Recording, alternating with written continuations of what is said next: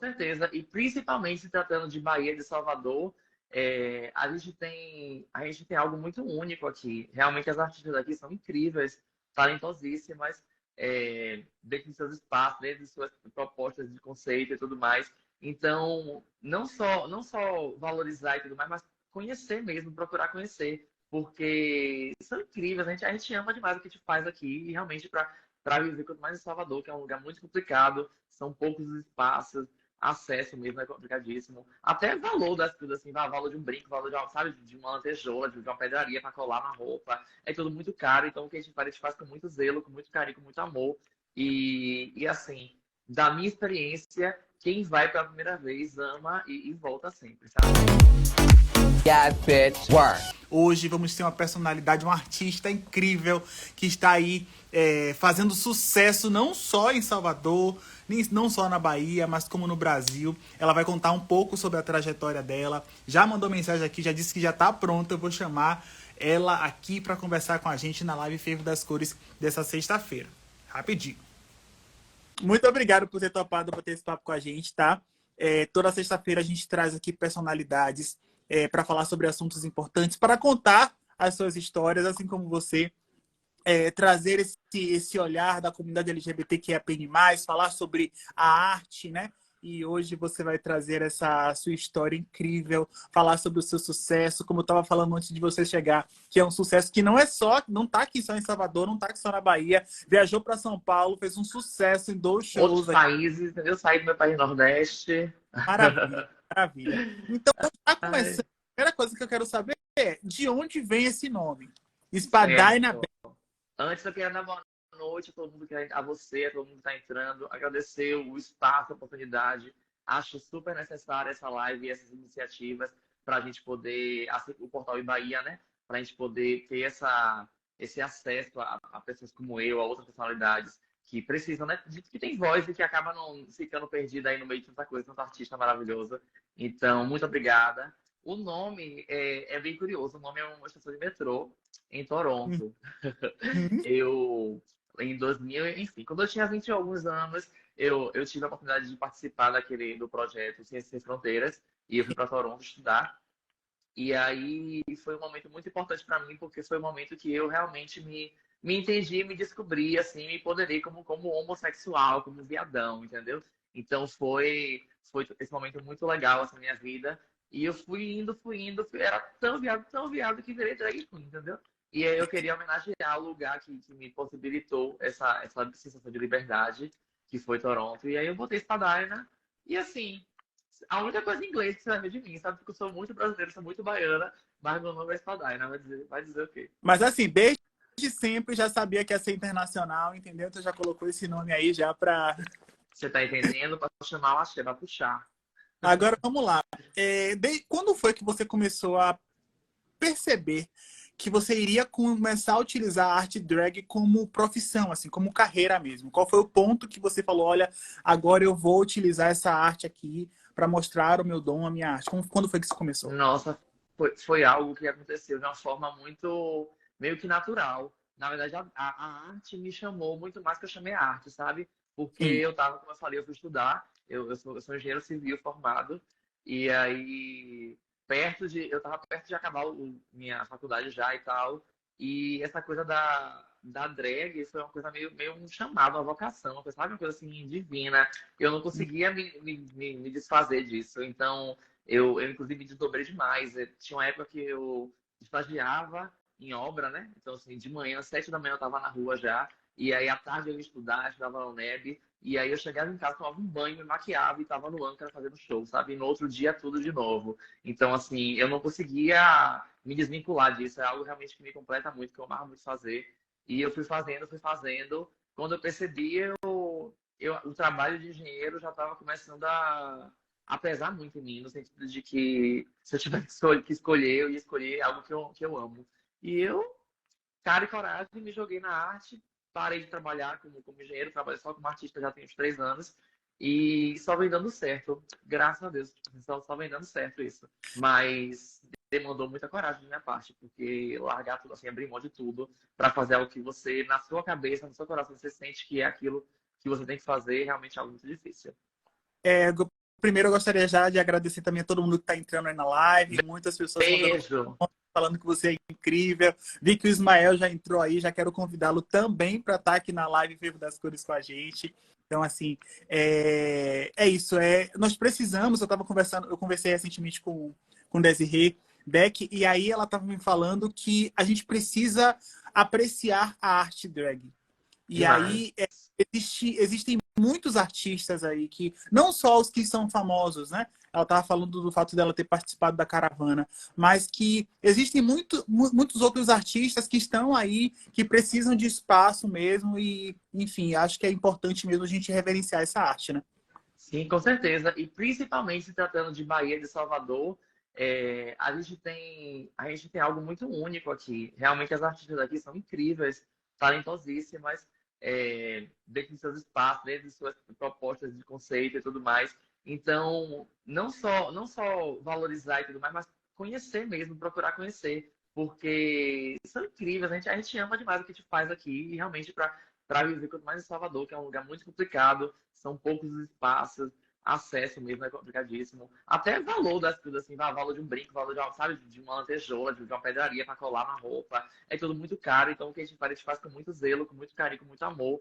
E assim, da minha experiência, quem vai pela primeira vez ama e volta sempre, sabe? Tipo, eu tenho uma experiência muito, muito rica lá no Boteco do Paulista, que fica no Rio Vermelho. Inclusive, daqui a pouco eu tô indo pra lá. E a gente recebe muita gente, muito turista e muita gente daqui também. Às vezes, eu tô num lugar que tem 70 pessoas, ninguém nunca tinha ido a um show de drag, sabe? Tá todo mundo lá querendo conhecer. E todo mundo sai amando, vira cliente fiel, sabe? É muito maravilhoso saber que a gente consegue tocar pessoas dessa forma. Massa. Então não deixem de ir, gente, procurem saber. Desirê acabou de entrar aqui, um beijo para ela também. Beijo, meu amor.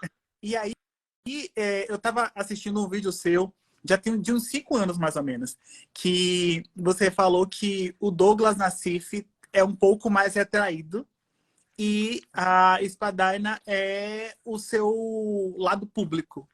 Continua assim? Assim, você falou isso há mais ou menos uns 5 anos. Menino, Continua você assim? pesquisou mesmo, viu? Você pesquisou mesmo. Continua assim, continua assim. Os anos se passam, realmente. Eu sou muito mais tímido. Meu CPF é muito mais tímido. Sou mais muito reservado, muito na minha mesmo. Menino de interior, entendeu? Eu continuo sendo esse menino de interior.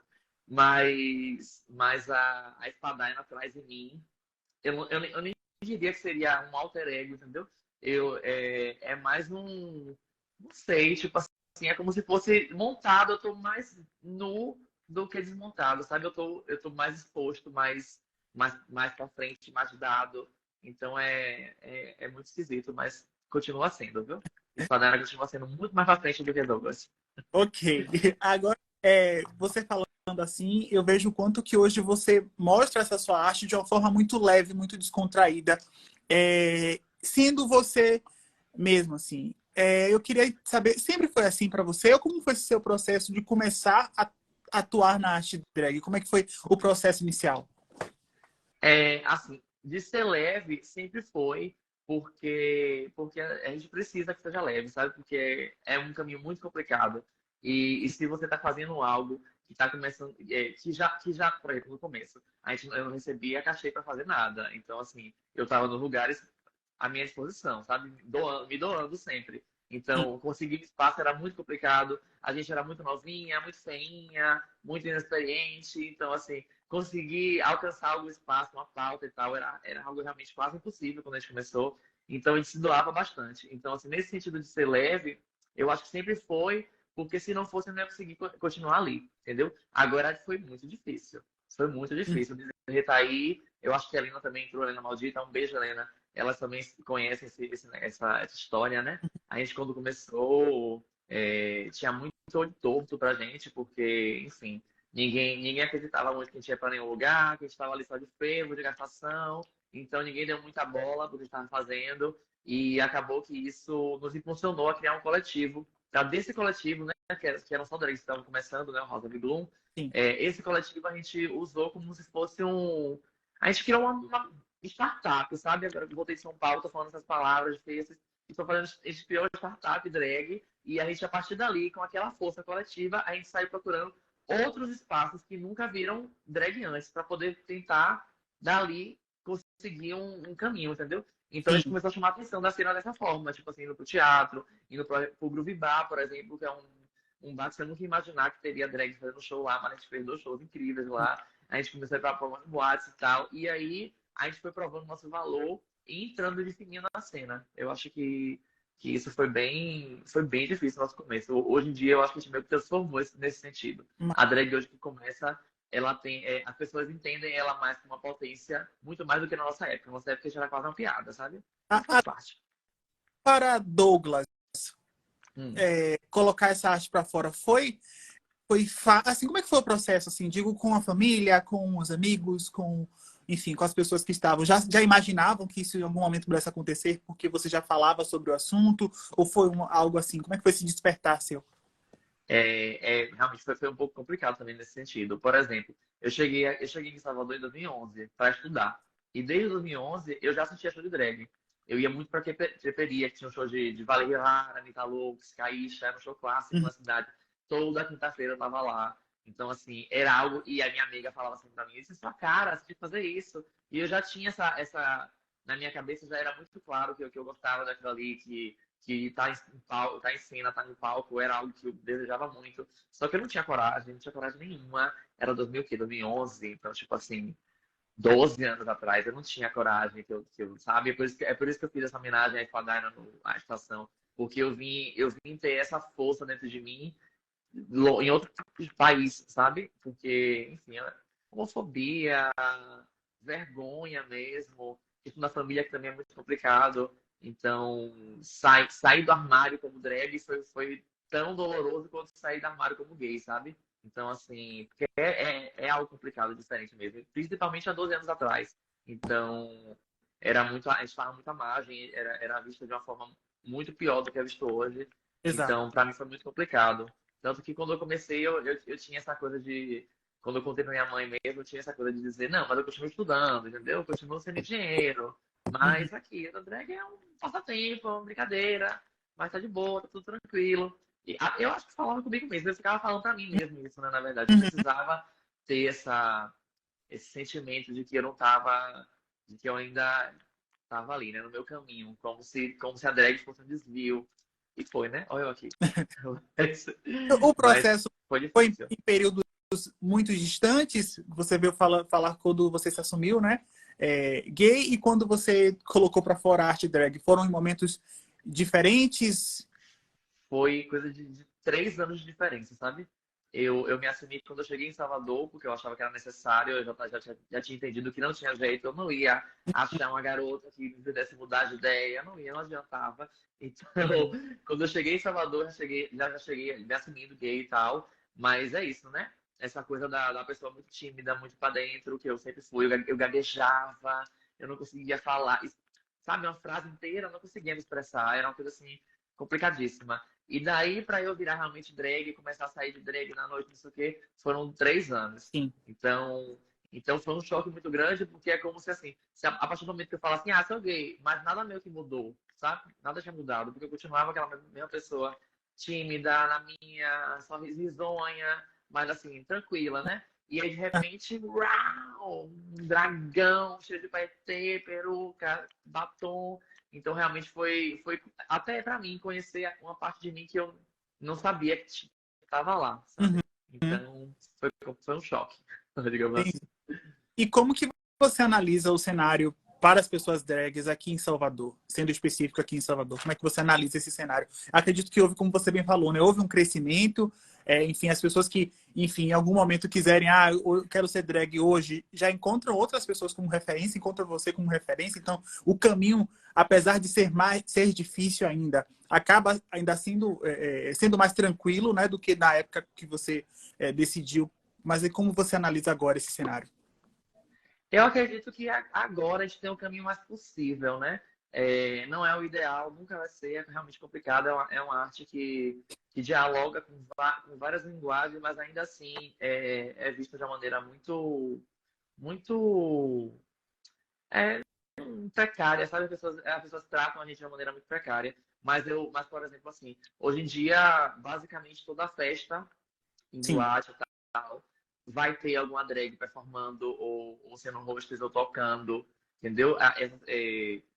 Antigamente, quando eu comecei, a gente basicamente só tinha um âncora do Marujo. Hoje a gente tem âncora do Marujo, tem Carmen Lounge Bar, a gente tem Boteco do Paulista. Volta e meia aparece um outro bar, a Cozinha Alternativa, que acabou de fechar, mas assim, volta e meia aparece outro bar tentando novas possibilidades de show, sabe? A gente, como drag também, se profissionalizou muito mais. Então a gente tem essa coisa de ir atrás, de botar nosso projeto embaixo do braço e bater na porta, sabe? Procurando o que é algo necessário. Sim. Teatro. Então, assim, existe. Quando você vê o cenário da drag queen em Salvador hoje, eu acredito que a gente vê possibilidades e potências muito maiores há 10, 20 anos atrás.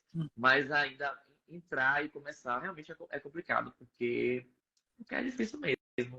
Não sei nem. Precisa ainda de muito entendimento, sabe? O público ainda é um nicho. Pronto, é isso que eu queria dizer. Ainda é um nicho. Até eu estar aqui, por isso que eu falei, eu estou furando uma bolha, vocês estão entrando aí, não sei se elas estão gostando ou não, mas enfim, elas estão olhando e falando, nossa, quem é essa aí? Sabe? Isso já é furar uma bolha, a pessoa procurar saber melhor o que está acontecendo aqui, Exato. enfim, olhar meu Instagram, entendeu? Entender o que está acontecendo. E isso é importante, porque a gente ainda precisa furar muitas bolhas. E eu tava, enfim, a gente fazendo algumas pesquisas, né? Até quando eu conversei com o Desirê, a gente estava falando que em alguns países do mundo, a arte drag é proibida. E em alguns outros, pessoas menores de 18 anos não podem assistir nenhum show, nenhum espetáculo. Aqui no Brasil, a gente ainda não tem esse, infelizmente, né? A gente não tem esse leis que ajam dessa forma, mas a gente ainda tem muito preconceito. Então, assim, nós temos as nossas várias limitações, né? Para que isso se torne natural, que as pessoas possam apreciar mesmo, enfim, Sim. de forma natural. Sim, exatamente. A gente viveu os Estados Unidos, por exemplo, né, que lá a lei é diferente, a lei funciona para cada estado. Tem alguns estados que tinham um projeto lindo que era Drag Queens lendo história para crianças. E foi proibido. Isso é crime agora. Então, assim, um crime uma drag queen lendo uma história de criança para uma criança, tipo assim, que não faz sentido, sabe?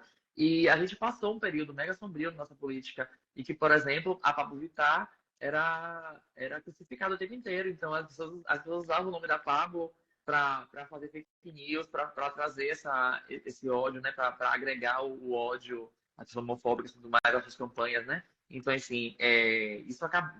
Que bom, né? Que vencemos esse mal. Eu imagino que por agora nada parece que vai acontecer, mas ainda assim, as pessoas usam a gente como figura, né? Para ilustrar esse ódio, esse grande problema que é um Sim, ator maquiado, sabe? exato. Assim, é complicado. Então, eu acho que as pessoas têm que fazer um esforço também para se informar, sabe? Para sair da ignorância. Eu acho muito importante isso. O show que eu faço, por exemplo, ele é um show para todos de verdade, sabe? Todas e todos, todas as idades, principalmente. Uhum. Eu me orgulho muito disso, que o que eu faço dialoga com de idosas a crianças, sabe? A criança de 3, 4 anos fica lá mega feliz assistindo a gente. Isso já aconteceu algumas vezes.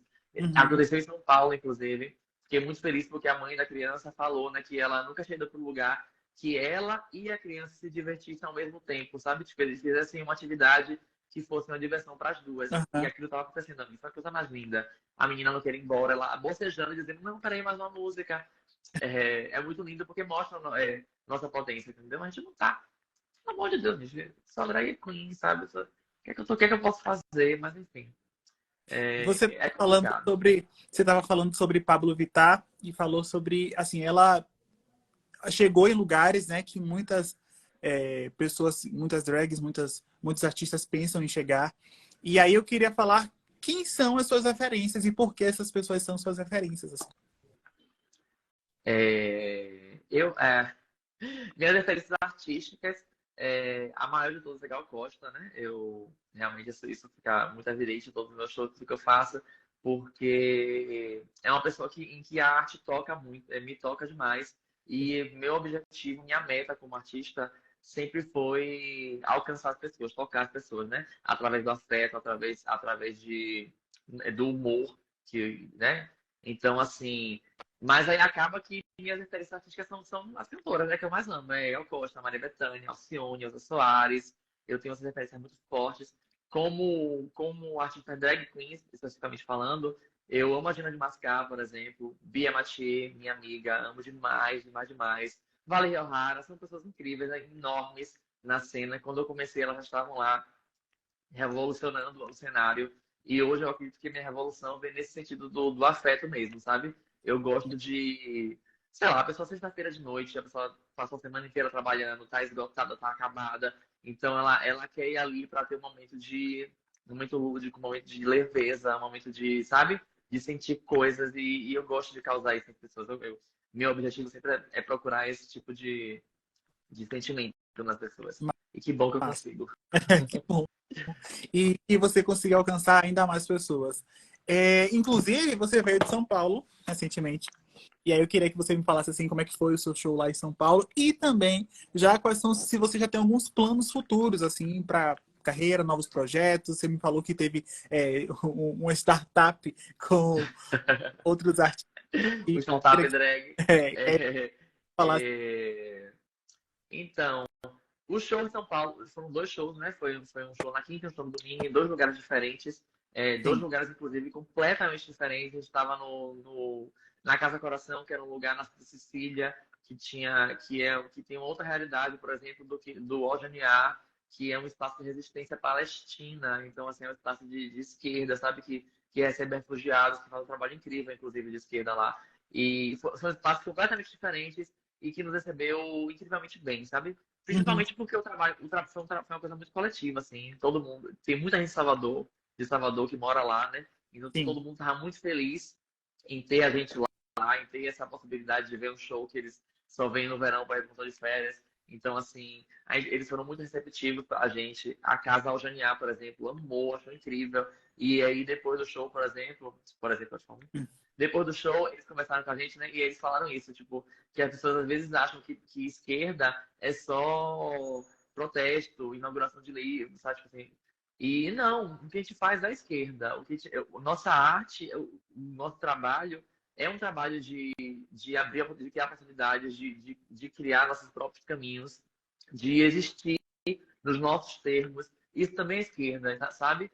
Então, assim, muita gente diferente que nunca tinha visto a gente estava lá comendo, de repente estava no meio do show, sabe? O show durou horrores, foi maravilhoso, foi lindo demais. Eu não esperava metade da recepção que eu tive. Esperava que ia ser legal, porque eu sabia que tinha muita gente conhecida, tinha muita gente ansiosa para ver a gente lá, Uhum. mas eu não esperava que seria algo tão unânime, tão incrível. A gente saiu de lá já com o show, marcando o show, então essa aqui ontem teve outro show lá com a Aimee Gota, que ainda estão em Salvador, que ainda estão em São Paulo.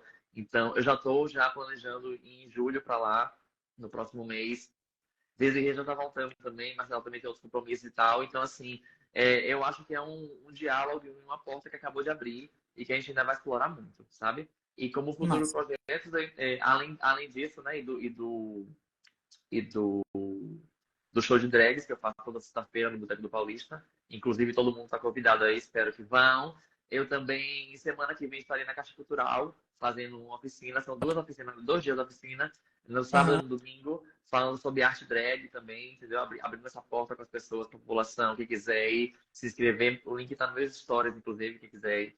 E aí é uma oficina que a gente vai conversar muito sobre. É quase esse papo que a gente está tendo aqui, sabe? A gente Aham. conversar sobre carreira, sobre todos esses aspectos, essas linguagens que tem a drag, que vai da peruca, da performance, até a forma de se comunicar, sabe, de conversar com o contratante, por exemplo, esse profissionalismo que a gente precisa ter, que a gente precisa se desenvolver na gente. Então, assim, vai ser mega rico e espero ter outras oportunidades de oficina e coisas parecidas. Eu gosto muito dessa coisa assim a parte educativa, a parte de escrever projeto.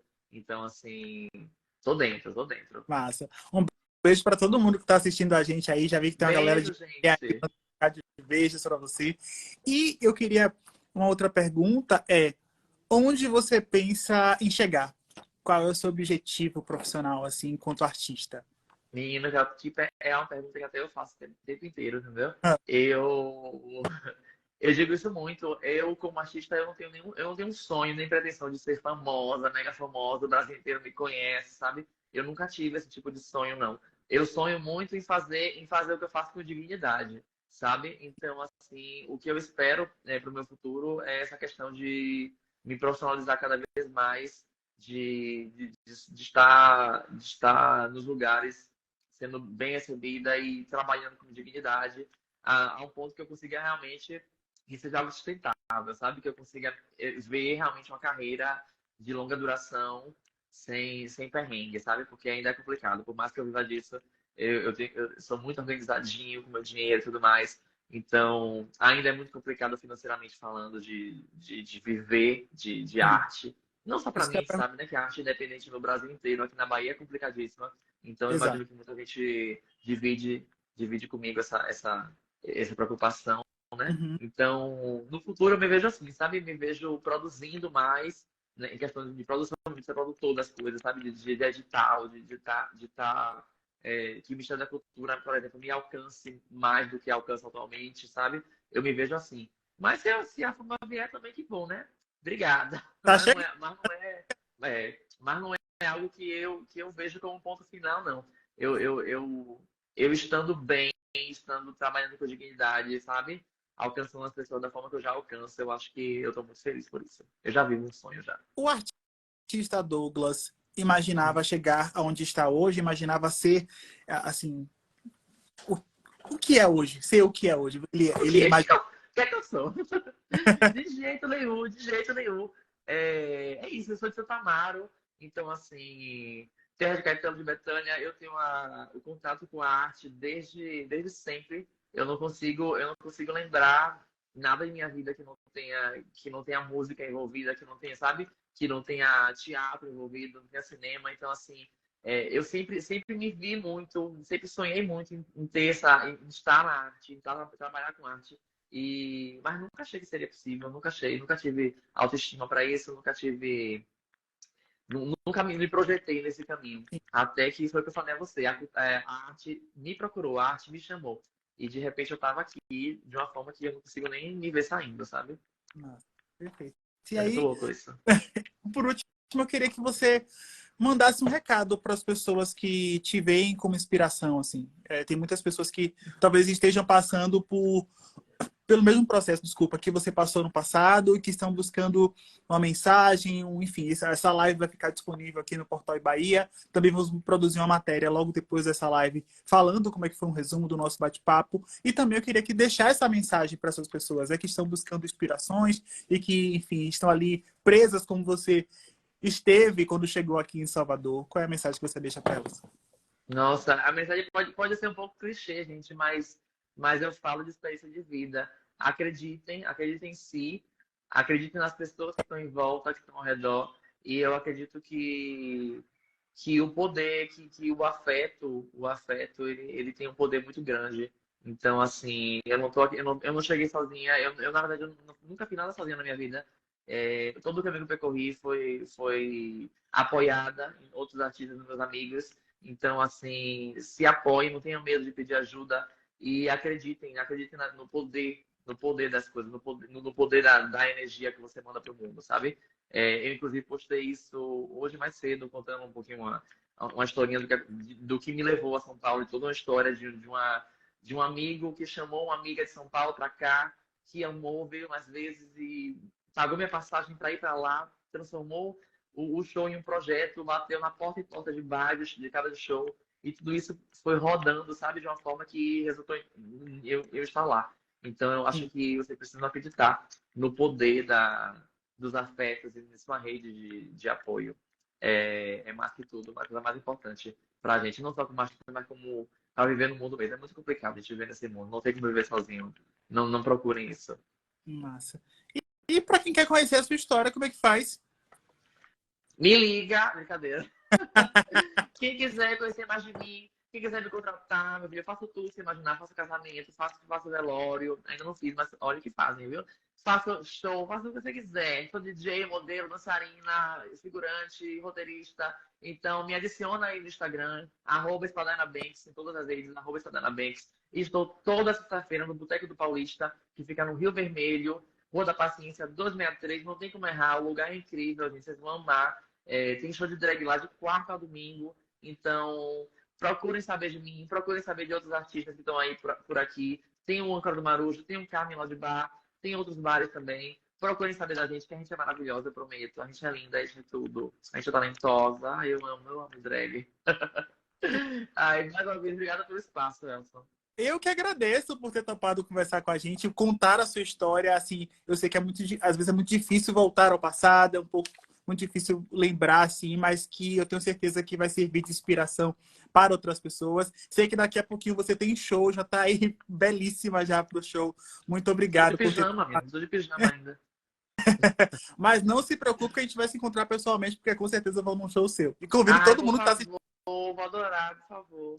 Muito obrigado, viu? E para você que está assistindo a gente, Obrigada, amor. toda sexta-feira a gente tem um encontro marcado aqui na live Fervo das Cores. Um beijo para você e para todo mundo. Beijo. Tchau. Obrigada quem ficou até agora assistindo. Tchau. Yeah, bitch. Work.